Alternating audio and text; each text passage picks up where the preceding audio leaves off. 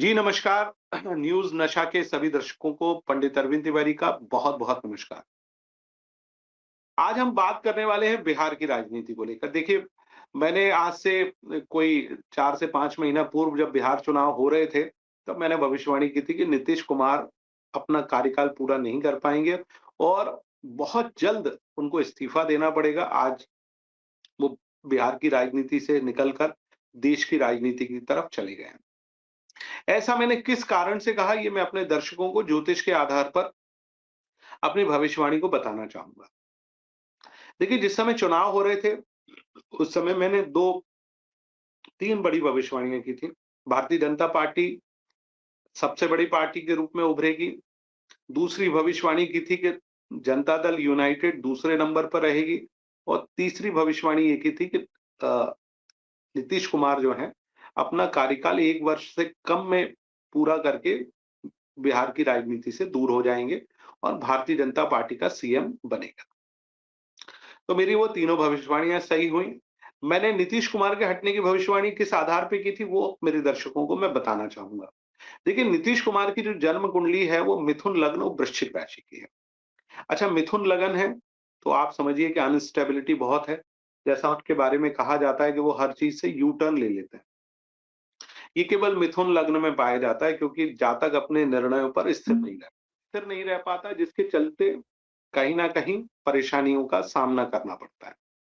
अच्छा, वृश्चिक राशि है, तो वृश्चिक राशि से इस समय चौथे भाव में, यानी कुंभ राशि में यदि आप देखेंगे तो ग्रहों का मेला लगा हुआ है, यानी 4 ग्रह वहां पर बैठे हैं। राहु, सूर्य, मंगल और बुध बैठे हुए हैं, जिसके चलते कहीं ना कहीं परेशानी का सामना नीतीश कुमार को करना पड़ रहा था और इस समय जो दशा नीतीश कुमार के ऊपर चल रही है, वो किसी भी सूरत में ठीक नहीं चल रही है। तो ये दशा यदि ठीक नहीं चल रही है, तो उसके पीछे का कारण केवल शनि है। देखिए, शनि इस समय नीतीश कुमार के कर्म स्थान में पड़ा हुआ है, जिसने उसको राजयोग तो दिलाया, परंतु राजनीति में स्थिरता उनको किसी भी सूरत में नहीं दी। अच्छा, दूसरा, जनता दल यूनाइटेड की यदि हम कुंडली बनाएँ, चूँकि वो नीतीश कुमार की कुंडली से ही गवर्न होती है पूरी पार्टी, तो वो भी एक प्रकार से मिथुन लग्न और वृश्चिक राशि की ही पार्टी है। चौथे भाव में कहीं न कहीं ये 4 ग्रह बैठे हुए हैं और आप देखेंगे कि दशम भाव में जो ग्रह बैठा हुआ है, वो है केतु। यानी चौथे भाव में केतु का बैठना, अ, लगन से यदि हम देखेंगे तो थर्ड हाउस में केतु का बैठना ठीक नहीं है और भाग्य स्थान में इस प्रकार के ग्रहों का बैठना ठीक नहीं है। राशिगत रूप में देखें तो चौथे भाव में सारे ग्रह कहीं न कहीं मानसिक रूप से परेशान जातक को करते हैं और पिछले 15 दिन, 1 महीने में आप देखें जब से ये ग्रह वहाँ पर आके बैठे हैं, वो राजनीतिक रूप से उतना परफॉर्मेंस नहीं कर पा रहे जितना परफॉर्मेंस उनको करना चाहिए। उदाहरण के तौर पर यदि हम बात करें, विधानसभा का जो पूरा सेशन निकला उसमें वो सही प्रकार से डिलीवर नहीं कर पाए, यानी सही प्रकार से अपने कार्यों को सरअंजाम नहीं दे पाए, जिसके चलते ये परेशानी हुई कि वो जैसा सेशन जाना चाहिए था वो सेशन नहीं जा पाया। अब क्या होने वाला है बिहार में? देखिए, बिहार में सबसे पहले तो भारतीय जनता पार्टी अपना सीएम बनाएगी। सीएम का चेहरा जो डिप्टी चीफ मिनिस्टर हैं, मुझे लगता है कि दोनों डिप्टी चीफ मिनिस्टर में से कोई भी सीएम नहीं बनेगा। मेरे पास जो कुंडलियाँ उपलब्ध हैं, मैं केवल उन्हीं के आधार पर ये भविष्यवाणी कर पा रहा हूँ। मुझे लगता है कि वहाँ पर कोई जो है नया व्यक्ति ही मुख्यमंत्री बनेगा। संभावनाएँ मुझे महिला की थोड़ी ज़्यादा दिखाई देती हैं।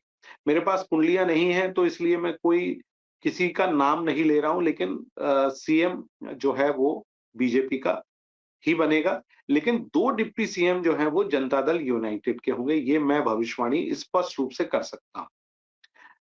ये भविष्यवाणी का आधार केवल ज्योतिष है और कुछ नहीं, राजनीतिक रूप में मैं भविष्यवाणी नहीं करता, ज्योतिष के आधार पर ही करता हूँ। अब बिहार में जनता दल यूनाइटेड का क्या भविष्य होगा? जनता दल यूनाइटेड केवल तब तक ही चलायमान है जब तक नीतीश कुमार अ अ, की आयु है। जब नीतीश कुमार जी का जो है गोलोकवासी हो जाएँगे, यानी वो नहीं रहेंगे, उसके बाद ये जो पार्टी है, ये टूट जाएगी। कई हिस्से होंगे इस पार्टी के, स्टेबिलिटी नहीं होगी, यानी जनता दल यूनाइटेड पूरी तरह से निष्क्रिय हो जाएगी। कुछ विधायक ज़रूर उनके बेटे जो कि डिप्टी सीएम बनने वाले हैं, उनके पास निशांत कुमार साहब के साथ रहेंगे, परंतु अधिकांश उनके पास से निकल जाएँगे और वो भाजपा या चिराग पासवान की पार्टी या आरजेडी में चले जाएँगे। लेकिन भविष्य में केवल एक ही सबसे बड़ी पार्टी जो बिहार में रहने वाली है, वो है भारतीय जनता पार्टी, जो कि वहाँ पर लंबे समय तक राज करेगी और भारतीय जनता पार्टी के नेतृत्व में बिहार का विकास ज़रूर होगा, क्योंकि बिहार की कुंडली 2032 से बहुत शानदार होने वाली है। 2032 से 2050 के बीच में जो 18 साल हैं, उसमें बिहार जो आज पिछड़े राज्यों में गिना जाता है, यानी पिछड़े राज्य जहाँ पर कोई विकास नहीं है, जहाँ पर कानून व्यवस्था प्रॉपर नहीं है, जहाँ पर जो है किसी भी प्रकार से लूट हो जाती है। तो ये जो परिस्थितियाँ हैं, ये आपको 2032 के बाद बिहार में नहीं दिखाई देंगी। बिहार की कुंडली बहुत शानदार चलेगी और इतनी शानदार चलेगी कि कई मामलों में हम उस बात को लेकर चलते हैं कि वो अग्रणी राज्यों में शामिल होगा। उनके बेटे निशांत कुमार बहुत ज़्यादा कुछ नहीं कर पाएँगे, जो भी कुछ है वो केवल नीतीश कुमार जी के जीवित रहते हुए ही हो सकता है। जनता दल यू का भविष्य केवल नीतीश कुमार साहब के हैं तब तक है, नहीं होंगे तो बिल्कुल नहीं होगा। भारतीय जनता पार्टी का भविष्य है।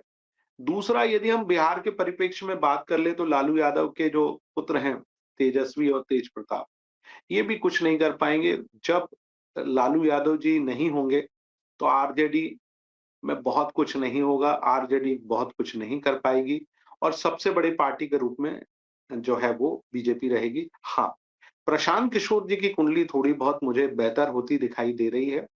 मुझे लगता है कि प्रशांत किशोर जी यदि किसी योग ज्योतिषी से या हमसे भी विश्लेषण करा लें, तो मुझे लगता है कि उनके लिए बहुत लाभकारी होगा, क्योंकि उनका भविष्य बहुत ही सुनहरा है। बस कुछ ग्रह हैं, जो उनके भाग्य को, उनके कर्म को कमज़ोर कर रहे हैं। यदि उन ग्रहों को सटीक तरह से कर लिया जाए, तो हम निस्संदेह कुछ चीज़ों को बेहतर करेंगे। तो ये था बिहार को लेकर मेरा विश्लेषण और बिहार की राजनीति को लेकर के आखिरकार बिहार किस दिशा की ओर आगे बढ़ रहा है। तो अभी तो बिहार भाजपामय होने जा रहा है और नीतीश कुमार दिल्ली की राजनीति करेंगे। एक बड़े विभाग के वो मंत्री बनेंगे। मुझे लगता है कि नरेंद्र मोदी, अमित शाह जी के बाद उनका विभाग सबसे ज़्यादा मजबूत होगा। राजनाथ सिंह जी के बाद उनका मजबूत होगा। 4 ही प्रमुख लोग रहेंगे, नीतीश कुमार जी, माननीय नरेंद्र मोदी जी, माननीय अमित शाह जी, माननीय राजनाथ सिंह जी और माननीय अ, नीतीश कुमार जी। तो इनके पास एक बड़े डिपार्टमेंट होंगे और नीतीश कुमार जी बहुत बेहतर तरीके से कार्य करके अपने कार्य को अंजाम देंगे और उसके चलते उनको यश, मान, सम्मान और प्रतिष्ठा ज़रूर प्राप्त होगी। तो ये था बिहार को लेकर मेरा विश्लेषण। आपको कैसा लगा? ज़रूर आप कमेंट करें, लाइक करें, हमारे चैनल को सब्सक्राइब करें और आपके कोई भी जिज्ञासा या प्रश्न आपके पास हो, तो ज़रूर आप कमेंट बॉक्स में लिखकर भेजें या मुझसे ज्योतिष संबंधी कोई कार्य हो तो ज़रूर आप मेरे से संपर्क कर सकते हैं। न्यूज़ नशा के सभी दर्शकों को मेरा बहुत-बहुत नमस्कार। और आप हमसे जुड़े रहने के लिए सब्सक्राइब करें YouTube पर, फॉलो करें Twitter पर और लाइक करें Facebook पर। और ज्यादा जानकारी के लिए आपको टाइप करना होगा सिर्फ न्यूज़ नशा।